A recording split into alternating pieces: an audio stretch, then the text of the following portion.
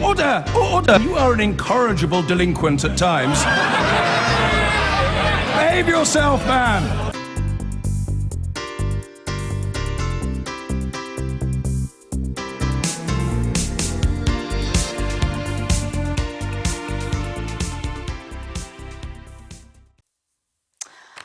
Exactly 4 weeks since the UK's vote to leave the EU, today the first indications of its impact on the economy began to emerge, and it is not good news.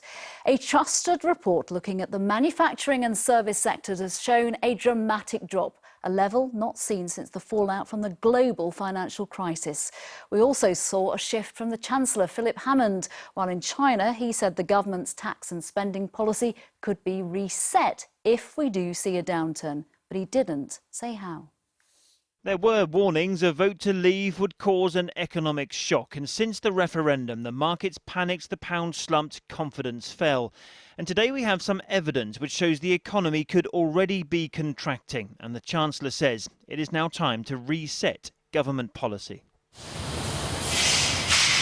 The evidence comes from a business activity index, and it found the UK economy is shrinking at the fastest rate since the financial crisis. The economist who prepared it said the results were worse than he expected. It's the service sector, by far the largest part of the economy, where we saw the real worrying trend. And that was in terms of how growth changed between June and July. That was the biggest turnaround that we've seen in the history of this survey, which is nearly 2 decades.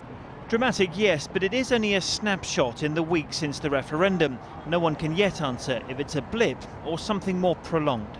The FTSE 100 finished up this evening, but first thing this morning it fell sharply because in the city they think these figures are very reliable. They're based on orders, on output and on employment, and in the past this particular index has been a very accurate predictor of what is happening to GDP.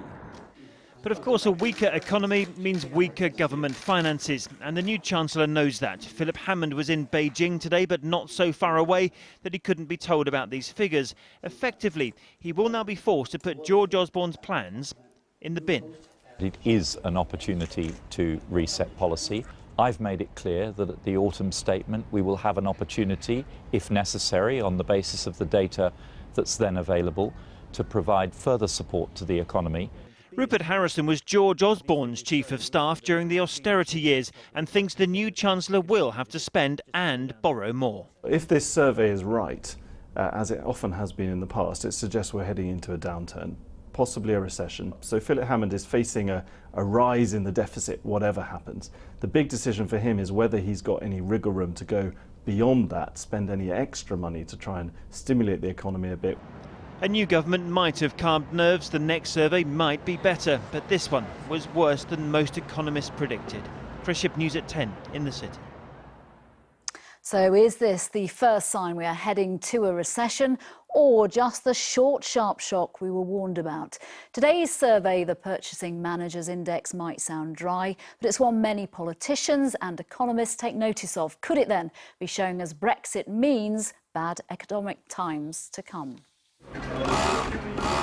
It looks like business as usual, but cut a little deeper and the picture is less rosy. This factory makes clothes in the UK and sells predominantly in Britain. The immediate effect of Brexit has been felt. When the referendum results first came out, there was a period of great uncertainty. For a month or so, it was very quiet around here because the investors weren't willing to commit. They didn't know what the value of the pound would be in the future. Also, none of our employees, who are European, actually a lot of them, none of them knew what the future holds for them. Are they allowed to remain here? Can they continue working for us? So that itself created a bit of an uncertainty. It's a story being replicated across the country. But how significantly have businesses been affected? Today's figures take into account orders and output from more than 400 companies.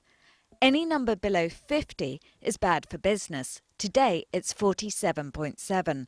It hasn't been this low since the height of the financial crisis. In the past, this number has moved in parallel with GDP levels. It's now predicted the economy will shrink by 0.4%. It's too early to know definitively if what we're seeing here and across the country is the beginning of a protracted downturn or a short-term slowdown due to the referendum. But what is clear is that right now, businesses are being affected. So whose responsibility is it to patch up the economy?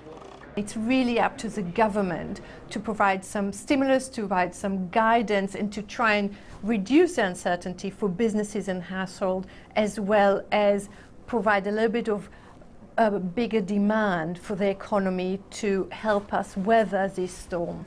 For businesses across the UK, a seamless plan from government is now imperative. Norina Hertz, News at 10.